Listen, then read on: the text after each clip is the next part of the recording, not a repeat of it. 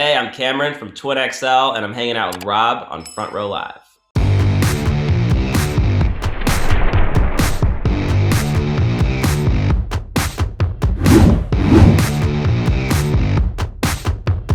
Congratulations with the new remix EP for Slow Heart. I want to talk about the different remixes that you guys had for this EP and why these artists were so important to the song. Yeah, thank you. Um, yeah, it was just a cool thing that we've never done before, and some of the artists are. I mean, actually two out of three of the artists were we know in some capacity, or they're good friends of ours, and um, it was just a fun, cool thing to do. The small pools one kind of like started the whole idea, and that was just I was just texting Mike from Small Pools, and I just sent him the song, and I know he had done some remixes for other artists, like I think he did one for American Authors and Morgan, and I was like, hey, would you want to like remix this? And he was like, yeah, what would you want me to do? And I was like, I don't know, just reproduce the song like you were making a Small Pool song, and that was just kind of the idea for all of them. That was kind of the template where it was like, you know what, just go make your version of Slow Heart. Like what how would Paris make that? Um, and that was just a cool, fun thing, and it was just cool for us to like get the mixes back and hear it. I don't know. It was just a cool, interesting thing for us. We'd never done anything like that. It's almost like a very collaborative thing without really being that collaborative. Now, as you heard these like new remixes from these various artists, did you go back into the studio and kind of want to recreate it once again for the band? um, we didn't. I don't think that was something we ever talked about doing. It could be a cool thing to do. We've done Yeah. like acoustic versions of stuff before, and that's always fun and different. But yeah, I don't know. I don't think we we I don't think we're gonna do remixes of our own songs. But it's really cool to hear what other people's interpretations are like. Right. So talk to me a little bit about Slow Heart, the initial single. What really kickstarted that writing process between the four of you? And did you guys know that the song was like, did you feel that the identity of the song was created as you were writing the song, or was this something that you guys kind of found out as the song developed in the production process and in the recording process? Um, it was an interesting song to write because it actually did go through like I think three different versions of the song before the one that we actually put out. Like I think the lyrics and stuff were all the same, but the presentation of the song and the production was really different on the first demo. By the way, my dog's here. He's trying to make a cameo. So, um, but I don't know. I think for me, it was the song was really honest lyrically, and so I gravitated towards it a lot. Um, I think the melodies are super unique. It's like there's something almost jarring about it, and I think that was really interesting to me. Um, and we worked on the song, casually for like probably 5 months. There, between in the span of 5 months, there was like three different versions of it, and we kind of landed on the one that came out. But um, yeah, it's just a cool song to work on, and super proud of it. Now, as far as the creative process between the four of you, what is that like? Do you guys all come together to write? Is it just certain members that write, and then everybody else does the instrumentals? Like, what is that like? Well, normally, normally we would all get together, and maybe like I have some songs that I worked on at some point that I'm bringing to the table, or John has some songs, or Steven has some production, tracks started, or something like that. And but Slow Heart was written and recorded during like prime, so the process was a little bit different for almost everything that we've done the past year.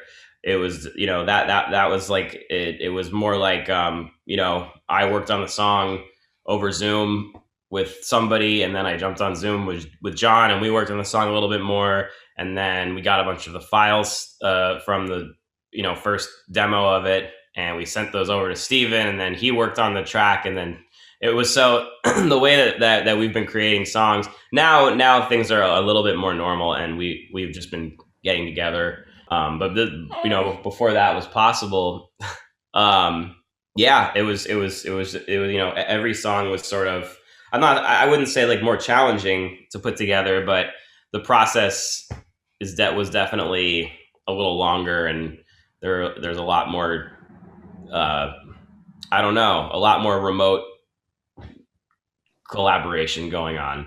So that one was sort of like that. Everyone kind of did their thing to it over the course of 5 months, and almost separately, and then it kind of turned into that. I love when you watch the actual music video. I love your stage presence, the theatrics that you kind of have in your during your performance. Is that something that just comes naturally to you when you're performing, or is that something that you actually have in mind as you're writing the music? I don't know. I think now I do a little bit have it in mind that just because the videos and the visual element of our band has become such a thing for us, pretty much ever since the first song we put out. Um, but I grew up doing like theater and stuff as a kid, and then I stopped doing it. My mom actually ran a theater company, but then I stopped doing any theater once I was in high school. I was like, I want to be a punk rocker and hang out with skaters and make music. And it's weird because then once we started making these videos that kind of had this, I kind of lent themselves to some sort of theatrical thing. It's almost like this thing that I used to know how to do just kind of became enjoyable to me again, and I guess I retained some of it. But now I think we totally think about. I think as soon as we finish writing a song, we're already thinking about what the visual might be or what it could be, and like it kind of all happens at the same time now. And as far as like the theatrics go, as well as the music videos, like, is this something that you guys um, do? You guys come up with these concepts for the films? You guys have part on that, or do you have like a team that you guys let handle the creatives when it comes to music videos for Twin Excel?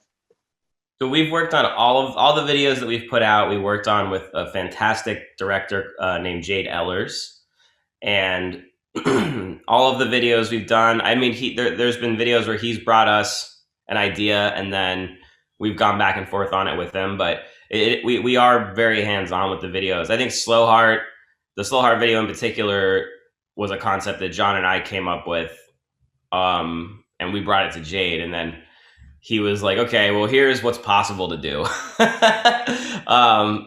Which is, for us, we're like, all right, we'll get, this, we'll like have all these crazy ideas. And he's just like, that would be awesome if we had like the budget of like a Michael Bay movie or something, or Quentin Tarantino movie. But here's the version of it we can do. And he's really great at taking, taking a crazy vision that we have and kind of scaling it in a way that's possible for us to make the actual video.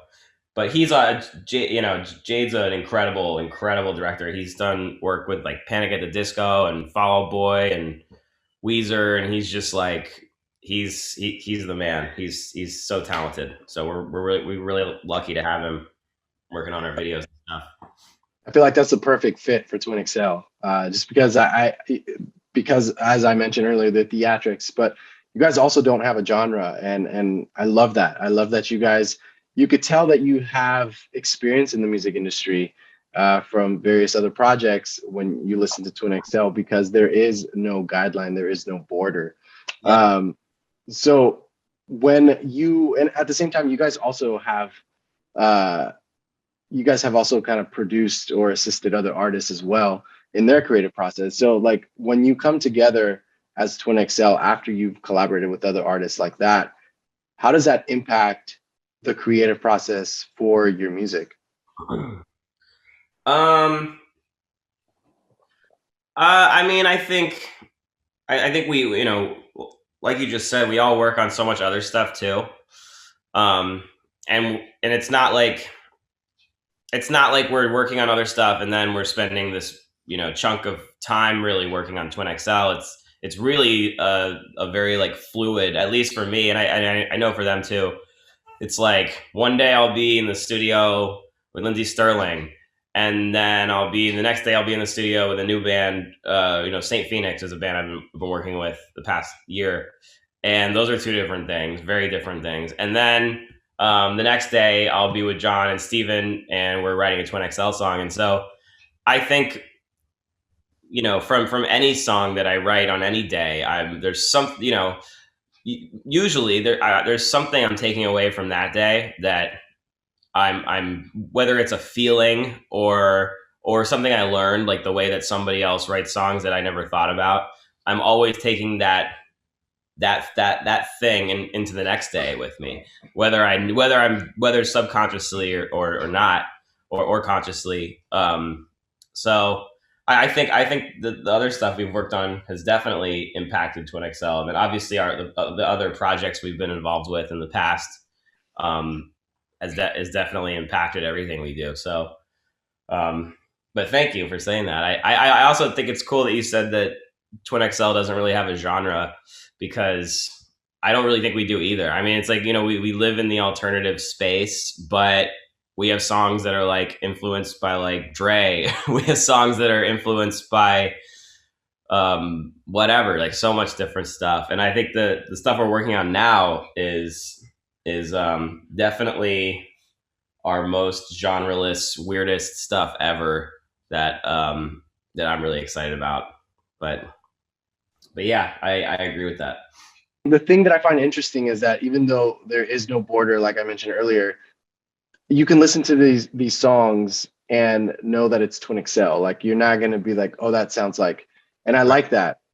So when you're creating this kind of like when you're creating your music, like how are you able to step out of so many different boundaries, but yet still have that cohesive like Twin XL kind of sound or style?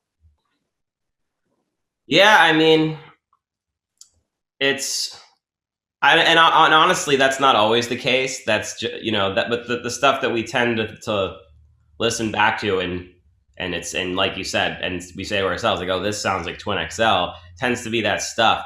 There's been plenty of times where, we've sat and like, kind of like banged our heads against the wall chasing something that already exists, like for instance chasing, I don't know what a good example would be, but like, like we love this 1975 song or something at this in this hypothetical moment, and we're like, we got to do something like that. It's so cool, and we got to figure out how to do something like that. And we'll sit there and for hours and hours and hours, we'll try to get something that feels like that or sounds like that. At the end of the day, all we really did was make a bad version of that. Um, and I think, and I think most writers or most bands at least are guilty of this thing, and it's not, I don't know, we usually get to the end of that and we're like, you know what, this isn't really that cool. And then but the times when I'm like, I don't know, listening to something weird that like people aren't really like listening to right now, and then I'm like taking inspiration from that, and then I make something on my computer that sounds like nothing like that, but doesn't really sound like anything else like that. Those are usually the ideas that are more interesting to me. And it's usually pretty obvious to us when we have something that we want to put out. We're like, yeah, this is cool. Like, the last thing we want to do is feel like we're chasing a trend or something like that everyone else is doing. I don't know. And as you dabble with new sounds, new styles, how does that impact your vocals and your vocal ranges? And do you find yourself kind of discovering new vocal ranges that you never imagined you could be hitting with this new music? Um, yeah, I think my voice is sort of I don't know, unique in its way, and I can't really like control that. There's definitely songs where actually with this band I've found a lot of the time that I almost don't want to be singing out and like projecting. I want to kind of keep it sort of chill, and the dynamic of I think our best songs is like when I'm kind of in this mid range, because my voice sounds really high, even if I'm not singing that high, and then John will do like falsetto over me, and I think our when our vocals really work the best is when it's a combination of both me and John. Um, but I don't know. At the same time, I think if we wrote something where I needed to be like screaming, I would do it. You know, I don't know. I think I don't really think about it too much. Just like whatever the song calls for, I try to do it, and if I don't sound good on it, then the song probably isn't going to come out. That's when the other versions of the songs come out. That's when we got to change it up. Exactly. Now, lastly, as you know, tours are starting to finally happen and shows are starting to happen. Can fans maybe look forward to some kind of performances from Twin XL? Like, what is in the works right now? Yeah. So I think we have a couple shows that I don't think are announced yet, but we definitely have a couple shows coming up this year. I don't think that we're going to do a full tour this year because I think we are in the headspace of wanting to plan for, figure out, and finish a proper album, and really do a proper supporting a tour to support that in 2022. But I think there's a couple festivals. I think there's something in Arizona coming up. I think today we're actually going to play a TV thing like 5 o'clock. So and that's not that exciting for people unless unless you're there, I guess.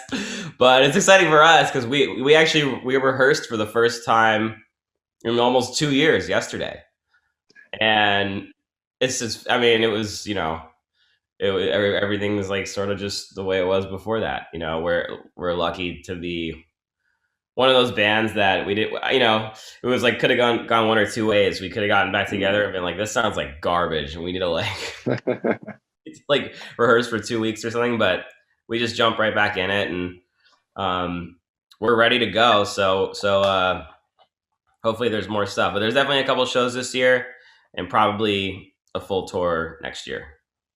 Awesome, man. Well, congratulations with Slow Heart and the Remix EP, and thanks so much for taking the time to talk to me, Cameron. Of course, thank you.